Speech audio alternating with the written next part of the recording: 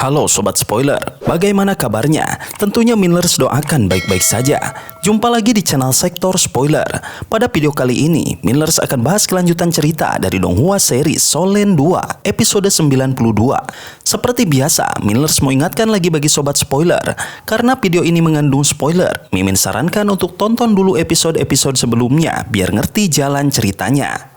Tapi buat Sobat Spoiler yang gak sabar dan udah siap dengerin kelanjutan ceritanya, langsung saja kita gas ke ceritanya. Di kota Radian, suasana perlahan kembali normal menjelang siang setelah perayaan besar sebelumnya. Meski pertandingan final turnamen akan digelar keesokan harinya, perhatian banyak orang masih tertuju pada pertempuran epik antara Sekte Tang dan Sekte Roh Kudus. Namun, malam itu, turnamen besar lainnya akan segera dimulai. Turnamen rekayasa jiwa elit kota Radian yang diselenggarakan oleh 3 organisasi bawah tanah. Hadiahnya yang sangat menggiurkan, juara pertama akan mendapatkan alat jiwa kelas 9 dan 1 ton logam langka pilihan. Persaingan di antara para insinyur jiwa pun semakin memanas, menciptakan ketegangan di kota Radian. Sementara itu di Hotel Hijau, suasana tegang menyelimuti ruangan. Penatua ketiga dari Aliansi Air Senja tampak tidak sabar menunggu 2 peserta yang belum tiba. Chen An yang bertanggung jawab atas jadwal mulai panik karena penatua ketiga mengancam bahwa kegagalan ini bisa berujung pada nyawanya. Tiba-tiba, Master Aliansi Air Senja, Nangongwan, memasuki ruangan dengan sekelompok pria berbaju hitam, membawa suasana semakin mencekam. Bersama Moke, Huang Zeng, dan 3 tua, mereka mengelilingi beberapa batang besar yang menyimpan sesuatu yang berharga. Tak lama kemudian, 2 pria berbaju hitam mendorong kursi roda yang membawa Huo Yuhao alias Tang Wu dan He Chaito alias Tang Si, yang langsung menarik perhatian semua orang. Nangongwan menyambut mereka dengan hormat, menegaskan betapa pentingnya turnamen ini bagi Aliansi Air Senja. Huo Yuhao menyadari bahwa 2 orang di hadapannya mungkin adalah tetua Gereja Roh Kudus, organisasi berpengaruh yang menemukan cara untuk membuat penguasa roh jahat mencapai tingkat detail Doulo. Kemudian Chen An menjelaskan detail Grand Final. Setiap pihak akan mengirim 3 insinyur jiwa terbaik untuk melalui tahap pembuatan alat jiwa, menguji teknik dan pertempuran eliminasi. Huo Yuhao dan He Chaito menyadari bahwa turnamen ini jauh lebih kompleks dari yang mereka bayangkan. Nangongwan kemudian mengisyaratkan 4 pria berbaju hitam untuk membawa koper besar yang berisi sesuatu yang sangat berharga. Kasus ledakan terkunci kode sandi, alat jiwa berkelas tinggi yang hanya bisa dibuka dengan kombinasi tertentu. Kesalahan dalam memasukkan kode bisa menyebabkan ledakan dahsyat, menambah ketegangan yang sudah memuncak. Huo Yuhao fokus mengamati Nangongwan yang mengetukkan telapak tangannya ke batang pohon. Ia menghafal setiap ketukan, meski tak yakin apakah informasi ini akan berguna. Setelah 20 detik, batang pohon terbuka dan aura menakutkan langsung menyelimuti ruangan. Penatua ketiga segera membuat penghalang pelindung, sementara Huo Yuhao dan yang lainnya mengamati dengan waspada. Aura yang muncul begitu kuat, seolah berasal dari ribuan prajurit berbaju besi. Huo Yuhao dengan kekuatan spiritual terkuat merasakan dampak paling besar. Gelombang energi logam yang penuh permusuhan hampir membuatnya kehilangan kendali. Ia mengeluarkan mata roh untuk menenangkan diri, sementara matanya tertuju pada isi batang pohon yang terbuka. Di dalamnya terdapat benda berbentuk silindris berwarna emas pucat yang memancarkan aura kematian. Huang Zeng yang awalnya tenang, gemetar saat mengidentifikasi benda itu sebagai peluru meriam jiwa stasioner kelas 9, senjata pemusnah massal yang mampu menghancurkan setengah benua. Bahkan tanpa meriam, ledakannya dalam jarak dekat bisa memusnahkan segalanya. Huo Yuhao dan yang lainnya tercekat, menyadari betapa berharganya dan berbahayanya benda ini. Fakta bahwa Aliansi Air Senja menjadikannya hadiah turnamen menunjukkan kekuatan dan pengaruh besar yang luar biasa. Huo Yuhao meski terkesima melihat peluang lain. Peluru ini bukan hanya senjata, tetapi juga sumber ilmu pengetahuan berharga. Jika dipelajari, mungkin Sekte Tang bisa mengembangkan teknologi serupa. Namun, ia juga mempertimbangkan resiko yang harus diambil untuk mendapatkannya. Nangongwan menegaskan bahwa hanya juara turnamen yang berhak memiliki peluru ini, lalu menutup batang pohon, mengunci kembali aura mengerikan itu. Setelah kejadian itu, rombongan bergerak menuju pinggiran barat kota Radian dengan kereta mewah. Di perjalanan, terjadi perdebatan antara Penatua ketiga dan Nangongwan tentang hadiah tersebut. Moke yang masih kesal karena kekalahannya mempertanyakan keputusan itu, tetapi dibungkam oleh gurunya. Sementara itu, Nangongwan mengamati Huo Yuhao, terkesan dengan ketahanan spiritualnya. Pertanyaan besar muncul dalam dirinya, dari mana sebenarnya pemuda ini berasal? Penatua ketiga tersenyum puas melihat potensi besar yang ditunjukkan oleh Huo Yuhao. Ia sudah bertekad untuk membimbingnya di masa depan. Namun, Nangongwan lebih dulu menegaskan bahwa ia telah memperhatikan anak itu sejak lama dan ingin menjadikannya murid pewaris. Turnamen ini bukan sekedar uji kemampuan, tetapi juga ujian tambahan untuk anak itu. Nangongwan bahkan menginvestasikan dana besar untuk mendapatkan cangkang meriam jiwa stasioner kelas 9 sebagai hadiah, menunjukkan betapa seriusnya ia. Penatua ketiga tidak menyerah. Ia menekankan bahwa Huo Yuhao adalah insinyur jiwa berbakat yang bisa mencapai kelas 9 jika dibimbing dengan baik. Ia mengusulkan agar mereka berdua membimbing anak itu bersama-sama, menggabungkan keahlian budidaya jiwa dan alat jiwa. Setelah pertimbangan, Nangongwan setuju, asalkan fokus utama anak itu tetap pada jalur yang ia tentukan. Penatua ketiga merasa Nangongwan terlalu licik, tetapi ia tak bisa berbuat banyak. Dengan keputusan itu, Nangongwan merasa lega. Ia yakin murid barunya akan mengembalikan naga hijau kegelapan, senjata yang menjadi incaran banyak orang. Moke yang senang mendengarnya langsung berterima kasih. Namun, Nangongwan menegaskan bahwa Moke belum layak menggunakan senjata itu dan harus menjalani pelatihan lebih dulu. Moke kecewa, tetapi Penatua ketiga mendukung keputusan itu, bahkan mengancam akan menyita senjata itu selamanya jika Moke bersikeras. Mereka kemudian meninggalkan kota Radian dengan kereta mewah. Aliansi Air Senja sebagai organisasi bawah tanah terkuat tidak menemui hambatan dalam perjalanan. Sementara itu, Huo Yuhao duduk diam di gerbongnya, tenggelam dalam lautan spiritualnya.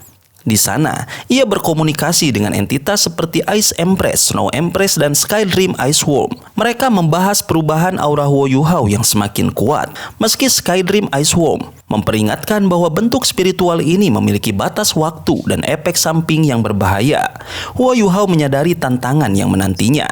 Tetapi ia yakin dengan dukungan dari entitas dalam lautan spiritualnya, ia bisa menghadapi apapun di masa depan. Huo Yuhao merasakan penuh keyakinan dan antusiasme menjelang pertunjukan malam itu. Ia penasaran dengan keuntungan yang akan didapat dan siapa yang akan menjadi pusat perhatian. Saat gerbong mewah Aliansi Air Senja berhenti di pinggiran barat kota Radian, Huo Yuhao membuka matanya dan segera mengaktifkan deteksi spiritualnya. Ia terkejut melihat ribuan orang berkumpul, terbagi dalam 3 kelompok besar: Kamar Dagang Alto, Aliansi Bersama, dan Aliansi Air Senja. Chen An menjelaskan bahwa malam ini sangat penting dengan banyak tokoh senior dan klien kaya yang hadir. Arena turnamen terlihat megah, dilengkapi perlindungan tak kasat mata dan 3 area istirahat untuk masing-masing organisasi. Huo Yuhao dan rombongannya dibawa ke area Aliansi Air Senja, di mana ia bertemu Nangongwan dan Penatua ketiga. Ia bertanya-tanya mengapa hanya sedikit tokoh senior yang hadir. Suasana semakin riuh dengan para penonton dan tamu VIP yang sibuk berbincang, sementara lampu-lampu jiwa menerangi area dengan sempurna. Huo Yuhao menyadari betapa majunya teknologi alat jiwa di kekaisaran matahari bulan. Penatua ketiga berbisik kepada Nangongwan tentang insinyur jiwa kelas 9 yang disewa untuk mengawasi pertandingan. Nangongwan meyakinkannya bahwa Aliansi Air Senja tidak akan membiarkan ketidakadilan terjadi. Saat ketiga kelompok siap, lampu difokuskan ke panggung dan Lucky, pembawa acara, muncul dengan penampilan elegan. Ia mengumumkan grand final, turnamen teknik jiwa elit kota Radian dan mengundang perwakilan masing-masing pihak untuk pidato pembukaan. Nangongwan dari Aliansi Air Senja tampak muram karena disebut terakhir. Sementara An Litong dari Kamar Dagang Alto dan Sangguan Wei-er dari Aliansi Bersama naik ke panggung. Sangguan Wei-er, pemimpin Aliansi Bersama, menarik perhatian dengan penampilannya yang mempesona. Huo Yuhao mengamati ketiganya dengan cermat, menyadari betapa pentingnya malam ini bagi semua pihak. Dengan ketiga perwakilan sudah di atas panggung, grand final pun dimulai. Kerumunan bersorak dan atmosfer di arena semakin memanas. Huo Yuhao siap menghadapi tantangan, yakin bahwa malam ini akan menjadi momen penting dalam perjalanannya. Huo Yuhao telah mendengar banyak cerita tentang Sangguan Wei-er, pemimpin aliansi bersama yang memikat namun penuh misteri. Meski usianya tidak diketahui, kekuatannya tak diragukan, bahkan melebihi An Litong dari Kamar Dagang Alto. Aliansi bersama memiliki pengaruh besar, didukung oleh bangsawan kota Radian. Sementara aliansi air senja yang terkait dengan keluarga kekaisaran matahari bulan mendominasi dua organisasi lainnya. Meski begitu, aliansi bersama dan Kamar Dagang Alto tetap berdiri tegak karena dukungan dari kalangan elit. Turnamen ini, meski terlihat adil, penuh dengan intrik dan kepentingan tersembunyi, terutama dalam perebutan hak mengendalikan penyelundupan logam langka yang dilarang oleh kekaisaran.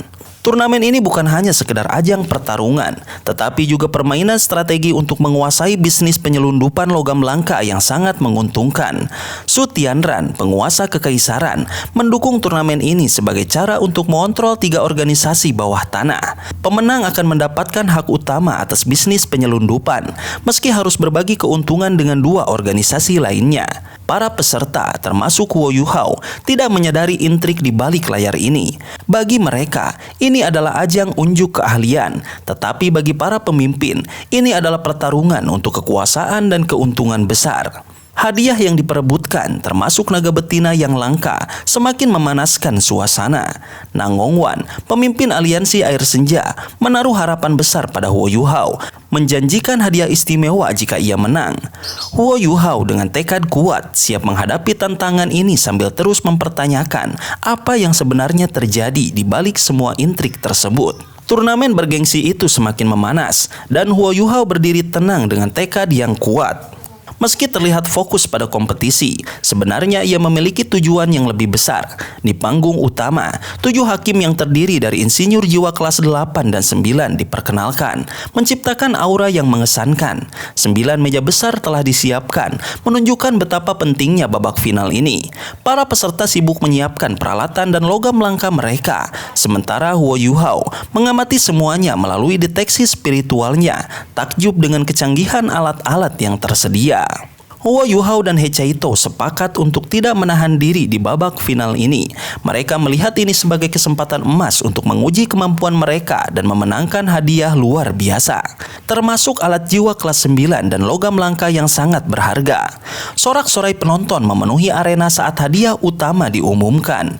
Ye Yulin, seorang insinyur jiwa kelas 9 yang legendaris, naik ke panggung untuk memperkenalkan jarum ilahi matahari dan bulan, alat jiwa canggih yang mampu mengubah jalannya pertempuran. Jarum ilahi matahari bulan adalah penyempurnaan dari jarum ilahi dengan jangkauan hingga 30 km dan kemampuan mendeteksi target dengan presisi tinggi. Ye Yulin memperingatkan agar alat ini tidak dibongkar karena dirancang untuk memberikan serangan balik jika ada upaya pembongkaran. Huo Yuhao dan He Chaito terkesima melihat alat jiwa kelas 9 secara langsung, menyadari betapa kuatnya pengaruh seorang insinyur jiwa tingkat tinggi dalam pertempuran. Meski He Chaito bersemangat dan berbisik bahwa senjata ini cocok untuk Huo Yuhao, tetua ketiga mengkritik keterbatasan alat ini, seperti waktu pengisian daya yang lama dan kebutuhan energi yang sulit didapat. Namun, Nangongwan tetap melihatnya sebagai keuntungan besar.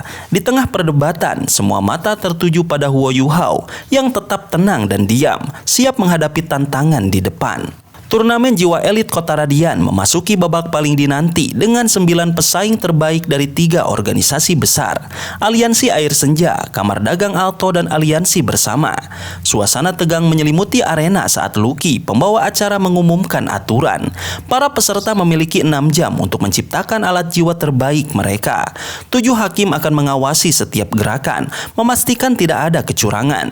Huo Yuhao didampingi He Chaito tampil dengan percaya diri, sementara para pemimpin organisasi berdiri di sisi panggung dengan kewibawaan tinggi. Ketegangan memuncak bahkan sebelum kompetisi dimulai, dengan Nangongwan dari Aliansi Air Senja melontarkan sindiran tajam kepada An Litong dari Kamar Dagang Alto yang sempat merendahkan Huo Yuhao karena keterbatasan fisiknya.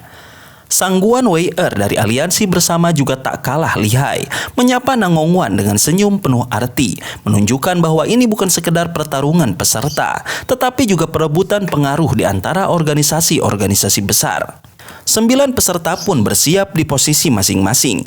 Kamar dagang Alto mengirim 3 pria tangguh, sementara aliansi bersama mengejutkan dengan 3 insinyur jiwa perempuan yang cantik dan karismatik. Namun, Huo Yuhao tidak terpengaruh oleh penampilan mereka. Ia fokus pada strategi yang telah direncanakan. Nangong Wan berbisik kepada Huo Yuhao, He Chaito, dan Huang Zheng untuk waspada terhadap kelicikan insinyur jiwa. Ye Yulin, insinyur jiwa kelas 9 yang legendaris, mengumumkan peraturan terakhir. Peserta hanya boleh membuat 1 alat jiwa dalam 6 jam tanpa menggunakan produk setengah jadi. Saat penghalang kedap suara naik, menutup panggung dari dunia luar, ketegangan mencapai puncaknya. Para peserta pun mulai bekerja dengan cepat. Huo Yuhao memilih pendekatan yang tidak biasa, langsung membentuk cangkang luar alat jiwanya, menarik perhatian Ye Yulin yang penasaran dengan strateginya. Sementara itu, di kota Radian, wujud spiritual Huo Yuhao bergerak cepat menuju Akademi Teknik Jiwa Kekaisaran Matahari Bulan. Di sana, anggota Sekte Tang, Ji Juechen, Jing Zian, Xiao Xiao, Wang Dong'er, dan Wang Qiu'er telah berkumpul dalam kegelapan. Mereka menunggu dengan cemas, sementara Wang Dong'er khawatir akan keselamatan Huo Yuhao. Jika gereja Roh Kudus mencurigai pemisahan spiritualnya, nyawanya bisa terancam. Namun, mereka harus mengikuti rencana yang telah disusun. Tak jauh dari akademi, Su Sanxi dan Jiang Nanan bertemu dengan seorang pria paruh baya yang licik. Mereka menyerahkan kartu berisi uang sebagai bagian dari transaksi rahasia. Malam semakin gelap dan bayangan-bayangan mulai bergerak, menandakan bahwa misi mereka sedang memasuki tahap kritis. Su Sanxi dan Jiang Nanan tidak ikut serta dalam operasi besar karena luka mereka masih cukup serius. Sebagai gantinya, Su Sanxi mendapat tugas penting, menyelesaikan kesepakatan dengan bawahan Chen An atas nama Huo Yuhao. Rencana yang telah disusun oleh Huo Yuhao tidak membiarkan keuntungan apapun lolos dari genggaman Sekte Tang. Bahkan jika 2 operasi lainnya gagal, logam langka yang diperoleh dari transaksi ini sudah cukup untuk memenuhi kebutuhan mereka dalam waktu yang cukup lama. Setelah kesepakatan selesai, Su Sanxi menerima sebuah gelang dan 2 cincin. Tanpa ragu, ia menyerahkannya kepada Jiang Nanan yang langsung mengenakannya. Dengan kekuatan spiritualnya, Jiang Nanan memeriksa benda-benda tersebut dengan teliti. Setelah beberapa saat, ia mengangguk kepada Su Sanxi. Mereka saling bertatapan dan dalam sekejap, rasa puas dan kegembiraan terpancar di mata mereka. Semua pihak bersiap, sementara Huo Yuhao terus bekerja di 2 dunia sekaligus, menyeimbangkan antara kompetisi dan misi rahasia yang penuh resiko. Sementara itu, pria paruh baya yang menangani transaksi itu tampak sedikit gelisah. Dengan nada penuh harap, ia bertanya apakah semua barang sudah sesuai. Su Sanxi hanya mengangguk sebagai jawaban. Raut wajah pria itu pun melunak. Tanpa membuang waktu, ia menarik tudung jubahnya dan bergegas menghilang dalam gelapnya malam. Su Sanxi menyeringai dan berkata kepada Jiang Nanan bahwa mereka harus segera pergi. Operasi lain kemungkinan besar akan segera dimulai, dan mereka perlu bersiap untuk berkoordinasi atau memberikan bantuan jika diperlukan. Sambil melangkah, ia bertanya-tanya bagaimana keadaan Huo Yuhao. Jiang Nanan hanya mengangguk pelan, dan keduanya segera menyelinap ke dalam bayangan malam. Di dalam istana kekaisaran Sanmon, putra mahkota Su Tianran sedang membaca buku ditemani oleh Juzi, insinyur jiwa setianya. Su Tianran mengajak Juzi untuk mewakilinya menonton turnamen alat jiwa yang sedang berlangsung, karena hasil turnamen ini akan sangat berpengaruh pada distribusi logam langka. Juzi merasa khawatir, terutama karena Su Tianran bekerja sama dengan gereja Roh Kudus, sekte yang dianggap berbahaya. Namun Su Tianran menjelaskan bahwa kerjasama ini diperlukan untuk mengimbangi kekuatan para penguasa jiwa dari kerajaan lain. Ia berambisi menaklukkan seluruh benua, dan gereja Roh Kudus adalah sekutu yang kuat meski beresiko. Sementara itu, di luar istana, ketegangan memuncak. Suara berat seorang pria tua menggema, memerintahkan seseorang untuk menampakkan diri. Para pengawal kerajaan berhamburan, mengamankan setiap sudut. Di langit, muncul sosok pria berjubah hitam yang melayang dengan tenang. Long Xiaoyao, seorang ultimate Doulo yang ditakuti. Tak lama kemudian, Dubushi, pemimpin sekte tubuh, muncul dari awan hijau pekat. Keduanya saling bertukar kata tajam, siap untuk pertarungan yang bisa mengguncang seluruh kerajaan. Sutianran menyaksikan dengan tenang, menyadari bahwa malam ini adalah malam yang panjang dan penuh ketegangan.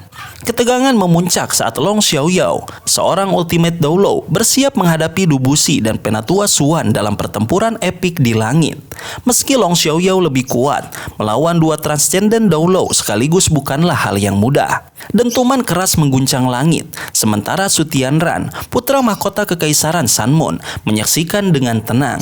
Ia tahu malam ini adalah tentang kekuasaan dan strategi. Sementara Juzi, insinyur jiwa setianya, berharap Huo Yuhao telah menjauh dari kota Radian sebelum terjebak dalam konflik besar ini. Sementara pertempuran dahsyat terjadi di langit, di bawahnya, sebuah operasi rahasia sedang berjalan. Wang Dong'er, Wang Qiu'er, dan kawan-kawan dipandu oleh proyeksi spiritual Huo Yuhao menyelinap di lorong gelap dekat Akademi Teknik Kekaisaran Matahari Bulan. Mereka memanfaatkan momen ketika para insinyur jiwa kelas 9 yang biasanya berjaga di istana telah dipanggil ke pertempuran. Dengan hati-hati, mereka bergerak menuju halaman tempat transaksi rahasia logam langka dilakukan sambil menghindari penjaga. Huo Yuhao melalui proyeksi spiritualnya memantau situasi dengan cermat. Mereka menunggu waktu yang tepat untuk bertindak tanpa membangkitkan kecurigaan. Di halaman itu, seorang pria parubaya bernama Li menunggu kabar tentang kesepakatan ilegalnya. Sementara gemuruh pertempuran di langit semakin keras, Huo Yuhao tahu bahwa misi ini jauh lebih penting daripada menyaksikan pertarungan para penguasa jiwa. Di bawah gemuruh pertempuran, operasi rahasia mereka mulai bergerak, menandai awal dari sebuah misi yang penuh resiko namun krusial bagi Sekte Tang. Sobat spoiler, itulah spoiler dari episode 92 Donghua series Solen 2. Tentunya spoiler ini tidak akan sama persis dengan episode sesungguhnya. Maka dari itu, jika ada kesalahan dalam kata ataupun istilah, serta kekurangan atau kelebihan durasi harap dimaklumi. Dan jangan lupa untuk mendukung channel ini terus berkembang dengan cara like, share, dan subscribe, supaya kalian gak ketinggalan update terbaru dari channel ini. Dan jangan lupa untuk mendukung channel ini lebih berkembang. Terima kasih banyak udah menonton video ini sampai akhir Sobat Spoiler. Kritik dan saran positifnya silahkan di komentar. Sampai ketemu lagi di video berikutnya. Tetap semangat dan sampai jumpa.